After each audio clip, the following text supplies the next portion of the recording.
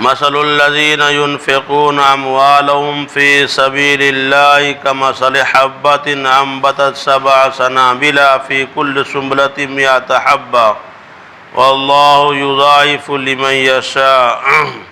وقال الله تعالى في موضع آخر والذين يكنزون الذهب والفضة ولا ينفقونها في سبيل الله فبشرهم بعذاب أليم يوم يحمى عليها في نار جهنم فتكوى بها جباههم وجنوبهم وظهورهم هذا ما كنزتم لأنفسكم فذوقوا ما كنتم تكنزون. صدق اللہ العلی العظیم. بزرگوں اور مسلمان بھائیوں، اللہ تبارک و تعالیٰ کا لاکھ لاکھ شکر احسان ہے کہ اللہ تبارک و تعالیٰ نے ہم سب کو ایمان کی دولت سے نوازا. مزید اللہ کا کرم اور احسان یہ ہے کہ اللہ تبارک و تعالیٰ نے ہم سب کو یہ بابرکت مہینہ عطا فرمایا اور یہ جمعہ کا دن ہم سب کو میسر فرمایا. مسلمان بھائیوں، نبی کریم صلی اللہ علیہ وسلم نے فرمایا بنی الاسلام علی 5، اسلام کی بنیاد 5 چیزوں پر ہے. نمبر 1 کلمہ شہادت لا الہ الا اللہ محمد رسول اللہ، اشہد ان لا الہ الا اللہ واشہد ان محمدًا عبدہ ورسولہ، یعنی اس بات کی گواہی دینا کہ اللہ کے سوا کوئی معبود نہیں اور محمد صلی اللہ علیہ وسلم اللہ کے رسول ہے. دوسرے نمبر پر نماز قائم کرنا، تیسرے نمبر پر زکوٰۃ ادا کرنا، چوتھے نمبر پر رمضان المبارک کا روزہ رکھنا اور 5ویں نمبر پر حج بیت اللہ خانہ کعبہ کا حج کرنا. یہ اسلام کی 5 بنیادی ستون ہیں، 5 بنیادیں ہیں. جس کے اندر یہ 5 چیزیں پائی جائے گی اس کے اندر اسلام کی عمارت کی تعمیر ہوگی. اسلام نہیں ہوگا. یہ 5 چیزیں ہی اسلام نہیں ہیں بلکہ 5 چیزیں اسلام کی بنیاد ہے. جس طریقے سے مکان کی بنیاد پیلرز ہوا کرتے ہیں، اسی طریقے سے اسلام کی یہ 5 بنیادیں ہیں. یہ 5 چیزیں پائی جائے گی تو اسلام کی عمارت اس کے اندر پائی جائے گی. جس طریقے سے ہر عبادت کے لیے الگ الگ شرائط بیان کیے گئے ہیں، الگ الگ ضوابط بیان کیے گئے ہیں، اور اللہ تبارک و تعالیٰ نے ہر انسان کو، ایمان والوں کو شریعت کا اتنا ہی مکلف بناتے ہیں جتنا کہ اس کے اندر کرنے کی استطاعت ہے، جتنا کہ اس کے اندر نبھانے کی استطاعت ہے. لا یکلف اللہ نفسا الا وسعها لہا ما کسبت وعلیہا ما اکتسبت، کہ اللہ تعالیٰ کسی بھی جاندار کو، کسی بھی انسان کو مکلف نہیں بناتے مگر ان کی وسعت کے بقدر، جتنی اس کے اندر کرنے کی طاقت ہوتی ہے. اب جو چیزیں ان کے اوپر واجب اور فرائض کیے ہیں یا بچنے کے لیے حرام نجائز کیے ہیں، لہا ما کسبت، جو اسی کے لیے ہوگا جو انہوں نے کمایا، جو انہوں نے کیا. یعنی اگر انہوں نے اچھائیاں کیا ہے تو اس کا فائدہ اس کے لیے ہوگا. وعلیہا ما اکتسبت، اور اگر انہوں نے اس سے قطع تعلق کیا تو اس کا وبال انہی کے اوپر ہوگا، انسان کے اوپر ہوگا. تو اللہ تبارک و تعالیٰ نے ہر عبادت کے لیے شرائط و ضوابط مقرر کیے ہیں. مثلا نماز کا لیجئے، نماز ایسا نہیں ہے کہ انسان پیدا ہوتے ہی ان کے اوپر نماز فرض ہو جائے، ایسا نہیں، پریشان ہو جاتا. بلکہ اس کے اوپر اور ایسا بھی نہیں کہ چلو چلنے پھرنے لگے، بات کرنے لگے تو ان کے اوپر 5 وقت کی نماز فرض ہو گئی، ایسا نہیں. بلکہ اللہ تعالیٰ نے ان کے اندر شریعت جو ہے اس کے اندر شرائط بیان کیے. جب یہ شریعت کا مکلف ہو جائے، جب یہ بالغ ہو جائے جب یہ، تو ان کے اوپر اب 5 وقت کی نماز پڑھنا فرض ہے. 5 وقت کی نماز پابندی کے ساتھ ہر مسلمان مرد عورت کے اوپر پڑھنا یہ فرض ہے جب وہ بالغ ہو جائے، شریعت کا مکلف ہو جائے۔ اور اس سے پہلے نماز کے جو واجبات ہے، شرائط ہے، ان چیزوں کو رعایت کی جائے گی۔ فرضیت کی بات ہو رہی ہے کہ نماز فرض ہوگی جبکہ وہ بالغ ہو جائے گا۔ اسی طریقے سے روزہ فرض ہے۔ قرآن کریم کے اندر فرمایا گیا فَمَنْ شَهِدَ مِنْكُمُ الشَّهْرَ فَلْيَصُمْ وَمَنْ كَانَ مَرِيضًا أَوْ عَلَىٰ سَفَرٍ فَعِدَّةٌ مِّنْ أَيَّامٍ أُخَرَ کہ جنہوں نے رمضان المبارک کا مہینہ پایا تو ان کے لیے لازم و ضروری ہے کہ وہ رمضان کا روزہ رکھے، رمضان کا روزہ رکھے، ان کے اوپر لازم و ضروری ہے۔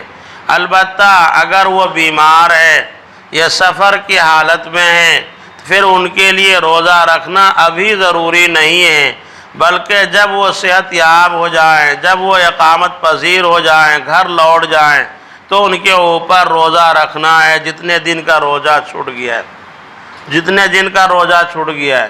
تو شریعت میں یہ کہا گیا ہے کہ بالغ ہونے کے ساتھ ساتھ وہ رمضان المبارک کا مہینہ پائے۔ اسی طریقے سے حج بیت اللہ کے لیے بیان کیا گیا ہے وَلِلَّهِ عَلَى النَّاسِ حِجُّ الْبَيْتِ مَنِ اسْتَطَاعَ إِلَيْهِ سَبِيلًا کہ حج بیت اللہ خانہ کعبہ کا حج کرنا ان مسلمان مرد عورت کے اوپر ضروری ہے، لازم ہے جو خانہ کعبہ تک پہنچنے کی، سفر کرنے کی استطاعت رکھتا ہو، یعنی خرچ برداشت کرنے کی استطاعت رکھتا ہو۔ تو آج کے زمانے کے اعتبار سے جیسے حج کے جو اخراجات آتے ہیں، ان کے پاس بال بچوں کی پرورش کرنے کے بعد، زندگی گزارنے کے بعد ان کے پاس اتنا مال و دولت بچ گیا ہے کہ وہ حج کا اخراجات برداشت کر سکتا ہے، تو زندگی میں ایک مرتبہ حج کرنا اس کے اوپر یہ فرض ہے، اس کے اوپر حج کرنا فرض ہے۔ اسی طریقے سے زکوٰۃ کا معاملہ ہے، زکوٰۃ بھی ایک عبادت ہے، مالی عبادت ہے۔ تو اللہ تبارک و تعالیٰ نے قرآن پاک کے اندر زکوٰۃ کا جگہ جگہ تذکرہ کیا ہے۔ زکوٰۃ کی فرضیت کے لیے بھی شرائط بیان کیے گئے ہیں، کن کے اوپر زکوٰۃ فرض ہوں گے، کن کے اوپر زکوٰۃ، کیا ہر کوئی جتنا مال کمائے سب اللہ کے راستے میں خرچ کر دے؟ تو کہا نہیں، بلکہ کہ انسان ایک ایمان والا ہے، انہوں نے اپنے بال بچوں کی پرورش کی، سال بھر زندگی گزارا اور انہوں نے تجارت کیا، کمائی کیا، اور زندگی گزارنے کے بعد ان کے پاس اب اتنا روپیہ، ان کے پاس اتنا پیسہ بچا ہوا ہے جس کی مقدار 52.5 تولہ چاندی کے برابر ہے، تو اب ان کے اوپر زکوٰۃ فرض ہے، زکوٰۃ فرض ہے۔ یہ زکوٰۃ کی فرضیت کے لیے 52.5 تولہ چاندی یا 7.5 تولہ سونا، اتنی مقدار کے اندر مال بچا ہوا ہو اور ان کے اوپر کسی قسم کا کوئی قرض نہ ہو، اور یہ مال زائد بچا ہوا ہے اور یہ مال کے اوپر سال گزر چکا ہے تو اس کے اوپر زکوٰۃ فرض ہوتی ہے۔ اور زکوٰۃ جو ہے یہ 2.5% نکالا جاتا ہے، جو مال بچ گیا ہے اس مال میں سے ڈھائی حصہ، 40واں حصہ 2.5% نکالنا ہے، یعنی 100 روپے میں 2.5 روپے نکالنا ہے۔ مسلمان بھائیوں، جس طریقے سے دیگر عبادتیں ایمان والوں کے اوپر فرض اور واجب ہے اور اس کے ادا کرنے کے لیے جس طریقے سے اہتمام کرتے ہیں اور احتیاطی پہلو کو اختیار کرتے ہیں، اسی طریقے سے زکوٰۃ کی ادائیگی کے لیے اس کے اندر بھی تدبیر اختیار کرنے کی، احتیاط کرنے کی ضرورت ہے۔ ہم نماز پڑھنے کے لیے آئے، آج جمعہ کا دن ہے تو جمعہ کی نماز پڑھنے کے لیے آئے، سنت یہ ہے کہ جو عمدہ اچھا کپڑا ہو آپ کے پاس وہ آپ پہنیں، آپ نیا غسل کریں، خوشبو لگائیں، عطر استعمال کریں، آپ اچھا صاف ستھرا ہو کر آپ آئیں۔ ہم اس کا اہتمام کرتے ہیں کہ جمعہ کی نماز پڑھنے کے لیے جانا ہے، فجر کے بعد سے فکر میں لگے رہتے ہیں، بال بچوں کو یاد دلاتے ہیں اور بڑے احتیاط کے ساتھ وضو کا غسل کرتے ہیں، کپڑے پہنتے ہیں، پھر وضو کرتے ہیں اور پورا دھیان رہتا ہے کہ وضو تو نہیں ٹوٹ گیا میرا، غسل تو نہیں ٹوٹ گیا، ناپاکی تو بدن پہ نہیں لگی ہے۔ پھر ہم اہتمام کے ساتھ مسجد آتے ہیں اور مسجد آنے کے بعد پھر ایک ایک رکن کو، ایک ایک فرائض و واجبات کو اہتمام کے ساتھ ادا کرتے ہیں، پورا دھیان دیتے ہیں اور نیت باندھنے کے بعد یہ سوچتے ہیں کہ ہماری طرف سے کوئی ایسا غلطی کا صدور نہ ہو جائے جس سے ہماری نماز فاسد ہو جائے، نماز خراب ہو جائے، احتیاط کرتے ہیں۔ روزہ رکھے ہوئے ہیں ہم لوگ، روزہ رکھے ہیں تو جب سے روزہ طلوع صبح صادق کے بعد سے احتیاط میں لگے ہوئے ہیں، حلق کے نیچے پانی نہ چلا جائے، کوئی ایسا کام نہ ہو جو منافی روزہ کے منافی ہو، بچنے کی کوشش کرتے ہیں اور اہتمام کے ساتھ، احتیاط کے ساتھ روزہ رکھتے ہیں۔ اسی طریقے سے زکوٰۃ کی ادائیگی کا معاملہ ہے، ایسا نہیں ہے کہ اٹھائے لا کے دے دیے، جو ہوا دے دیا، ایسا نہیں۔ جس طریقے سے دیگر عبادتوں کے اندر اہتمام ہے، ایسے ہی زکوٰۃ کے اندر بھی اہتمام ہونی چاہیے اور زکوٰۃ کما حق کو نکلنی چاہیے، زیادہ نکل جائے لیکن کم نہ ہو، زیادہ نکل جائے گا وہ ہمارے لیے نفل بن جائے گا، ہم کو اس کا ثواب ملے گا، کاروبار کے اندر فرق آئیں گے، مال محفوظ ہوگا۔ لیکن اگر زکوٰۃ کما حق کو نہیں نکلا، اس میں کچھ پیسے رہ گیا، کچھ مال رہ گیا ہے، تو ہمارے لیے نقصان دہ ہے، ہمارے بال بچوں کے لیے نقصان دہ۔ اس لیے اس کے اندر اسی طریقے سے اہتمام کرنے کی ضرورت ہے جیسے کہ دیگر عبادتوں کے اندر اہتمام کرتے۔ ہم کس طریقے سے کریں؟ سال میں ایک مرتبہ زکوٰۃ فرض ہوتی ہے اور ہر سال ہوگی۔ جن کے پاس زکوٰۃ کے شرائط جن کے اوپر پائے جائیں گے، جب زکوٰۃ کے شرائط پائے جائیں گے، زکوٰۃ ادا کرنا ضروری ہوں گے۔ جس طریقے سے نماز کے شرائط اور رمضان کے روزے کے شرائط جب پایا جائے گا، جب تک زندگی باقی ہے ہم کو ادا کرنا ہے۔ ایسا نہیں کہ ایک دن ادا کر لیے، نماز باقی دنوں چھٹی ہو گئی، ایک سال روزہ رکھ لیے، اب آئندہ روزہ رکھنے کی ضرورت نہیں، ایسا نہیں ہوتا۔ ہر سال جب رمضان آئیں گے اور روزے کی فرضیت ہمارے اندر شرائط پائے جائے گی تو روزہ رکھنا پڑے گا۔ اسی طریقے سے زکوٰۃ کا مسئلہ ہے کہ زکوٰۃ ہر سال واجب ہوں گے صاحب مال کے اوپر۔ ایک سال ادا کر دیے، زندگی بھر کے لیے چھٹی، ایسا نہیں ہوگا۔ آپ کو اللہ نے مال سے نوازا، ایک سال زکوٰۃ نکالے، پھر آپ نے کاروبار کو آگے بڑھایا، سال گزرتے رہا، بال بچوں کو پالتے رہے، اپنی ضروریات پورے کرتے رہے، سال مکمل ہونے پر پھر آپ کے پاس پیسے بچ گیا ہے، پھر آپ کو زکوٰۃ ادا کرنی پڑے گی۔ ایسا نہیں کہ یہ تصور نہیں ہو کہ آئندہ سال تو نکال دیا، اب نکالنے کی ضرورت نہیں۔ زکوٰۃ نکالنے کے لیے کن روپیوں کے اوپر زکوٰۃ نکالا جاتا ہے؟ دیکھیے، سونا چاندی کو شریعت کے اندر بذات مال نامی بڑھنے والا مال شمار کیا ہے۔ چاہے آپ سونا چاندی کو گھر میں رکھے رہیں، چاہے آپ اس کو بیچ کر مارکیٹ میں لگائیں، کاروبار میں لگائیں، یہ مال نامی میں شمار ہوتا ہے۔ مال نامی کہتے ہیں بڑھنے والا مال۔ یہ شریعت کی طرف سے اشارہ ہے کہ مال ایسی چیز ہے جو جمع کر کے رکھنے کی نہیں ہے، اس کو لگاؤ کاروبار میں، اس کو مارکیٹ میں لگاؤ، اس کو ریال سیل کرتے رہو، اس کو اپنے پاس منجمد کر کے مت رکھو، بڑھانے کی کوشش کرو۔ سونا چاندی ہے، اس کی مقدار حدیث کے اندر آیا ہے۔ سونے کے چاندی کے بارے میں 52.5 تولہ چاندی، سونے کے بارے میں 7.5 تولہ سونا، دونوں میں سے کوئی ایک ہے تو زکوٰۃ فرض ہوں گے۔ اور اگر دونوں میں سے تھوڑا تھوڑا کر کے 52.5 تولہ چاندی نہیں ہے، 7.5 تولہ سونا نہیں ہے، تھوڑا مقدار کم ہے، تو پھر ایسی صورت میں فقراء کی فائدے کو مد نظر رکھتے ہوئے فقہاء نے یہ ترتیب نکالا ہے کہ سونے کو بیچا جائے گا، اس کی قیمت لگائی جائے گی، اور اس کو چاندی کے ساتھ ضم کیا جائے گا، اور چاندی کے ساتھ ضم کر کے آپ دیکھو 52.5 تولہ چاندی کے برابر پہنچا یا نہیں پہنچا۔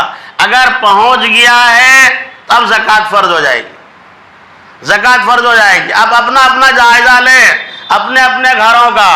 گھروں میں ہمارے پاس چاندی استعمال کے سونے ہوتے ہیں، 1 تولہ بھی سونا اگر کسی کے پاس ہے آج کے زمانے میں، اور تھوڑا بہت چاندی ہے، انگوٹھی کیوں نہ ہو چاندی کی ایک انگوٹھی، تو 1 تولہ سونے کی قیمت انگوٹھی کے ساتھ ملایا جائے گا، اور اب دیکھیں گے دونوں روپے ملا کر 52.5 تولہ چاندی کے برابر ہوا یا نہیں۔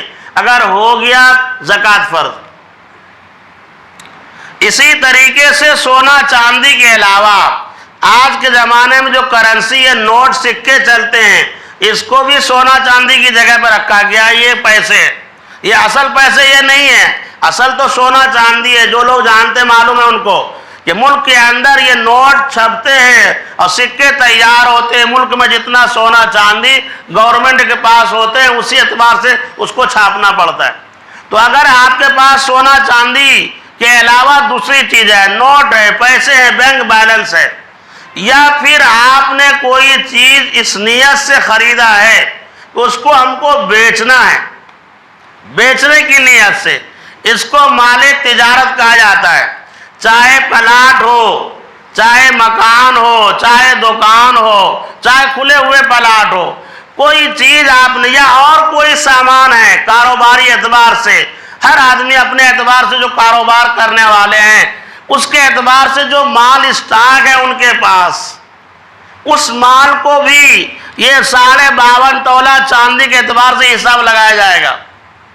تو اگر مال کو رکھے ہیں خریدنے بیچنے کی نیت سے تو اس کے اوپر بھی 2.5% زکوٰۃ نکلیں گے۔ نکالیں گے کیسے؟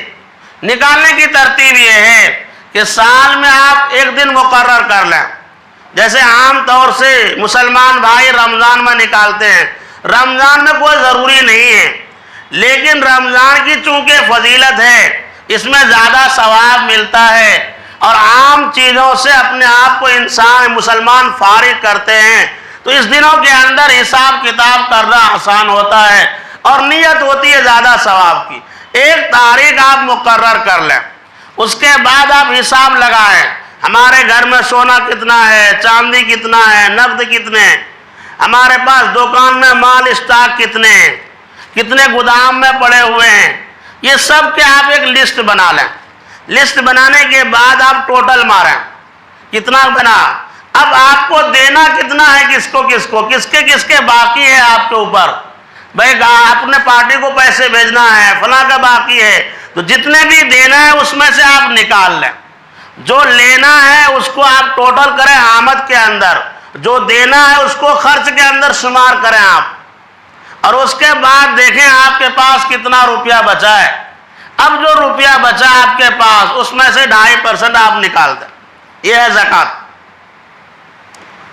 صدقۃ الفطر جو ہے یہ الگ ہے، زکوٰۃ سے ہٹ کر ہے، عید کے دن واجب ہوتی ہے، اور صدقۃ الفطر جو ہے یہ گھر کے اندر جتنے افراد ہوتے ہیں وہ سروں کے اوپر، ممبر کے اوپر ہوتے ہیں، ہر ممبر کے اوپر، اور اقل مقدار 1.25 کلو گیہوں کے برابر نکالنا ہے۔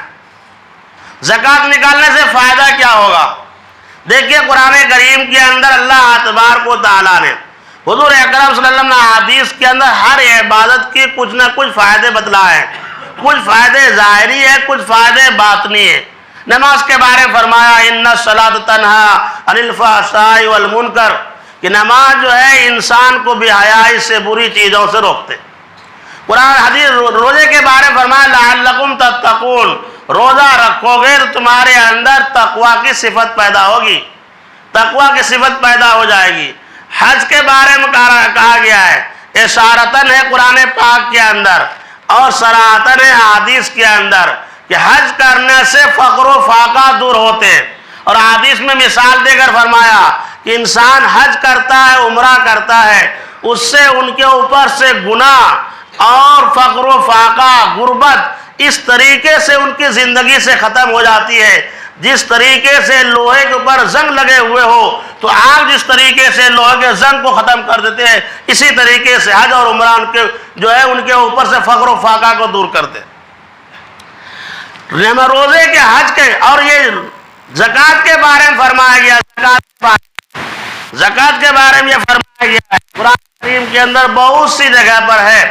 نماز کے ساتھ ساتھ زکوٰۃ کا ذکر ہے، ظاہری اور باطنی دونوں اعتبار سے فرمایا۔ ایک آیت کے اندر فرمایا کہ ان لوگوں کی مثال جو اللہ کے راستے مال خرچ کرتے ہیں، اس کے اندر زکوٰۃ بھی ہے، نوافل صدقہ بھی ہے، انفاق فی سبیل اللہ بھی ہے، سب اس کے اندر شامل ہے۔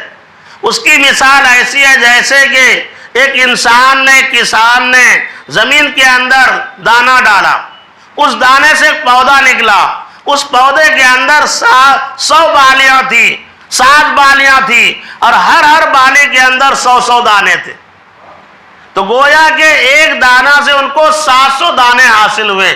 تو اللہ کے راستے مال خرچ کرنے سے ایسے ہی فائدہ ہے۔ نقصان کیا ہوگا اگر نہیں کریں گے؟ تو ہم سنتے ہیں قرآن کریم کے اندر ایک جگہ ضابطہ بیان کیا ہے، اور وہ ہے فرائض و واجبات کے لیے، والذین یکنزون الذهب والفضة ولا ينفقونها فی سبیل اللہ فبشرهم بعذاب علیم، کہ جو لوگ سونا چاندی کو جمع کر کے رکھتے ہیں اور واجب فرض ہونے کے بعد بھی وہ ادا نہیں کرتے، اس کے حق کو ادا نہیں کرتے ہیں، ان لوگوں کے لیے دردناک قسم کی عذاب کی خوشخبری سنا دیجیے۔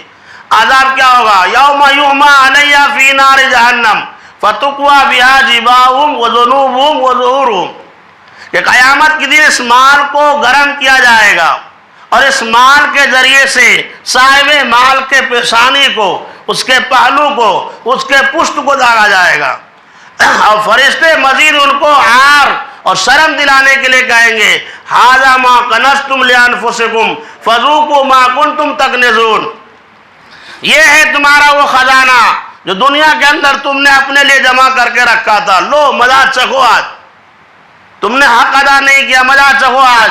تو اس طریقے سے حدیث کے اندر آیا ہے، حضور اکرم فرمایا تھا، عائشہ راوی ہے، حضور نے فرمایا کبھی ایسا نہیں ہوتا کہ زکوٰۃ کا مال دوسرے مال میں شامل ہو جائے اور پھر وہ مال ہلاک و برباد نہ ہو۔